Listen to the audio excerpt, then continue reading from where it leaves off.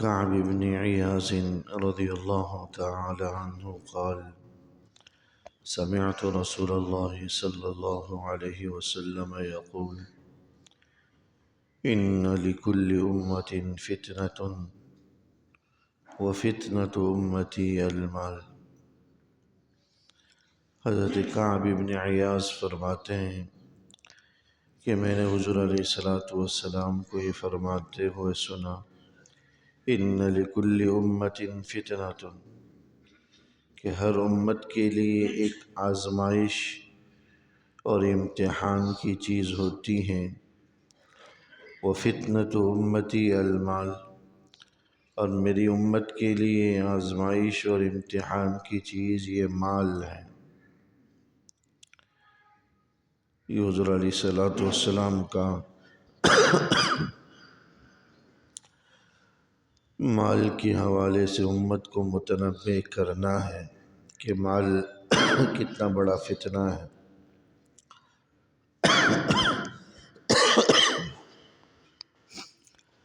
قرآن کریم میں بھی اللہ جل شانہ نے انما اموالکم واولادکم فتنہ فرمایا کہ تمہارا مال، تمہاری اولاد تمہارے لیے فتنہ ہے۔ مال کو بھی اور اولاد کو بھی فتنہ فرمایا، آزمائش اور امتحان کی چیز فرمائی۔ فتنہ در حقیقت یہ عربی کا لفظ ہے۔ فتنے کا معنی آتا ہے کھرے کھوٹے کو پہچاننے کی، کہ جس طرح سونا چاندی میں سے جو خالص ہوتا ہے، اسی طرح جو کھوٹا ہوتا ہے اس کو پہچانتے ہیں خاص عمل کے ذریعے۔ اس عمل کو فتنہ کہا جاتا ہے، اور اس کے ذریعے سونے کا کھرا اور خالص ہونا، کھوٹا اور ناقص ہونا معلوم ہوتا ہے۔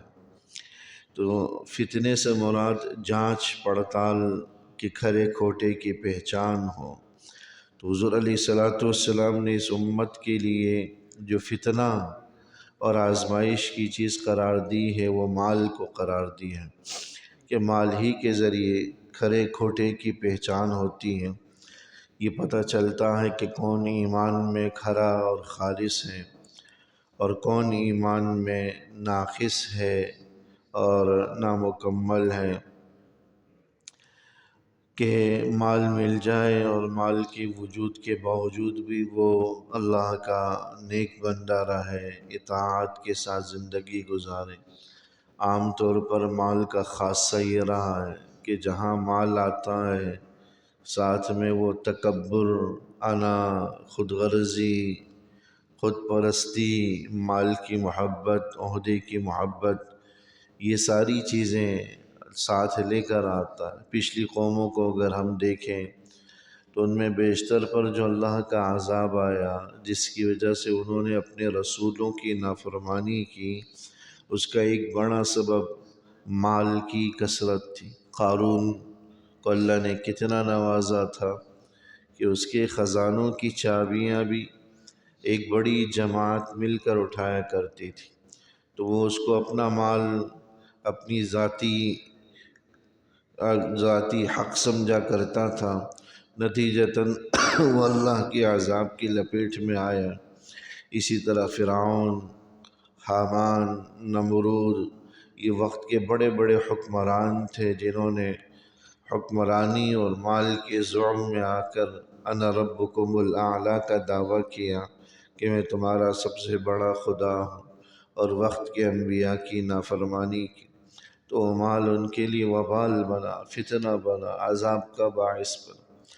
تو حضور علیہ السلام اس امت کو بھی خبردار فرما رہے ہیں کہ دیکھو یہ مال بڑی فتنے اور آزمائش کی چیز ہے۔ ایسا نہ ہو کہ مال آ جائے اور تم فرعون، نمرود اور قارون اور حامان کی طرح بن جاؤ، ان کی طرح سرکشی کرنے لگو، ان کی طرح انبیاء کی تعلیمات کی نفی کرنے لگو، ان کے خلاف کرنے لگو، اللہ اور اس کے رسول کی نافرمانی شروع ہو جاؤ۔ اسی طرح کہ جس طرح پچھلی قوموں نے کیا، مال کے زعم میں آ کر وقت کے انبیاء کی نافرمانی، تو مال بڑے فتنے کی چیز ہے، لہذا جس کو ملے سب سے پہلے اللہ کا شکر ادا کریں، مال کے حقوق ادا کرنے کی کوشش کریں۔ جو مال کے حقوق ادا کر لیتا ہے زکوٰۃ کی شکل میں، اسی طرح اپنے اعزاء اقربا کے ساتھ مدد معاونت کی شکل میں، صدقہ و خیرات کی شکل میں، تو یہ مال اس کے لیے خیر کا باعث بن جاتا ہے، درجات کی بلندی کا باعث بن جاتا ہے۔ لیکن اگر اسی مال کے حقوق ادا نہ کرے، اسی مال کے حقوق ادا نہ کرے، نہ زکوٰۃ کی فکر ہے، نہ صدقہ و خیرات کا اہتمام، نہ اعزاء اقربا کے حقوق ادا کیے جا رہے، بلکہ مال کے اندر جو فرض اور واجب حقوق ہیں، زکوٰۃ اور فطرہ و فدیے کی شکل میں، ان کی ادائیگی کا بھی اہتمام نہیں ہے، تو ایسا مال وبال بن جاتا۔ گویا کہ مال کے ذریعے آدمی کی پہچان ہوتی ہے کون ایمان میں کھرا اور خالص ہے، کہ مال کی آمد کے باوجود بھی وہ حق کے راستے سے ہٹا نہیں اور اللہ اس کے رسول کی نافرمانی سے ہٹا نہیں۔ مال آنے کے باوجود بھی اس کی طبیعت میں سرکشی اور عناد نہیں آیا، تکبر اور تمرد نہیں آیا۔ اور اسی طرح جس کو اللہ نے مال دیا ہو کہ کہیں اس کی زندگی میں جو ہے سرکشی اور فتنہ اور تمرد اور نافرمانی تو نہیں آئی، تو کچھ لوگوں کو مال وبال بن جاتا ہے، کچھ لوگوں کے لیے مال یہ خیر کا باعث بن جاتا ہے۔ تو اس لیے اس حدیث مبارک کے اندر مال کو اس امت کا فتنہ قرار دیا کہ کچھ لوگوں کے لیے تو خیر کا باعث ہے جو مال کے حقوق ادا کریں۔ دیکھیے مال اپنی ذات میں بری چیز نہیں ہے، مال کی کثرت اپنی ذات میں غلط نہیں ہے، ہمارا استعمال اس کو غلط بنا دیتا ہے۔ اللہ نے مال سے نوازا ہی اللہ کی بڑی نعمت، یہ فی نفس ہی غلط نہیں ہے۔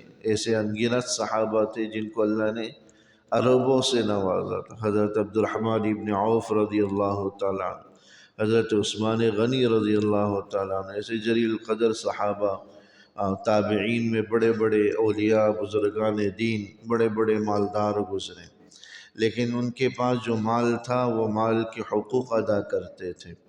اس لیے مال اپنی ذات میں کوئی غلط چیز نہیں ہے، بلکہ اللہ کی بڑی نعمت مل جائے تو شکر ادا کریں اور مال کے حقوق ادا کریں۔ مال فتنہ اور آزمائش اس وقت بنتا ہے جب ہم مال کی کثرت کی وجہ سے نافرمانی کے راستے پر چل نکلیں اور مال کے حقوق ادا کرنے میں ڈنڈی مارنے لگے۔ آج ہمارا المیہ یہ اللہ جل شانہ نے جو تھوڑا سا 2.5% کا زکوٰۃ ہمارے مالوں پر لازم کیا، ہم اس کی ادائیگی کے حوالے سے بھی غفلت برت رہے ہوتے ہیں۔ انگنت لوگ ہیں جو اپنے مالوں کی زکوٰۃوں کی کوئی فکر ہی نہیں کرتے کہ اس کی بھی ادائیگی کی کوشش کریں، تو ایسے لوگوں کے لیے یہ مال وبال اور فتنہ اور آزمائش بن جاتا۔ ہاں جو لوگ مال کے حقوق ادا کریں اور اللہ کے راستوں میں لگانے کا اہتمام کریں، ایسے لوگوں کو میں جانتا ہوں جن کو اللہ نے نوازا، بڑے بڑے ادارے چلا رہے ہیں، سینکڑوں بچوں کو قرآن کا حافظ بنا رہے ہیں، قرآن کے حفظ میں مدد معاونت کر رہے ہیں، بڑے بڑے رفاہی کام ان سے ہو رہے ہیں۔ اللہ نے دیا ہے تو اس راستے میں بھی اس کو استعمال کر رہے ہیں۔ تو اس لیے ایسے لوگوں کے لیے مال تو خیر کا باعث بن جاتا ہے۔ اب یہ ہمارے اوپر ہے کہ ہم مال کا استعمال کیسے کرتے ہیں۔ اس کو اگر ہم جو ہے اللہ کی نافرمانی والے کاموں میں استعمال کریں تو یہ مال فتنہ ہے، وبال ہے، آزمائش، امتحان ہے، اور اگر حق کے راستوں میں استعمال کریں تو یہی خیر کا باعث بن جاتا، درجات کی بلندی کا باعث بن جاتا، صدقے جاریہ کے اسباب بن جاتا۔ اللہ جل شانہ عمل کرنے کی توفیق نصیب فرمائے۔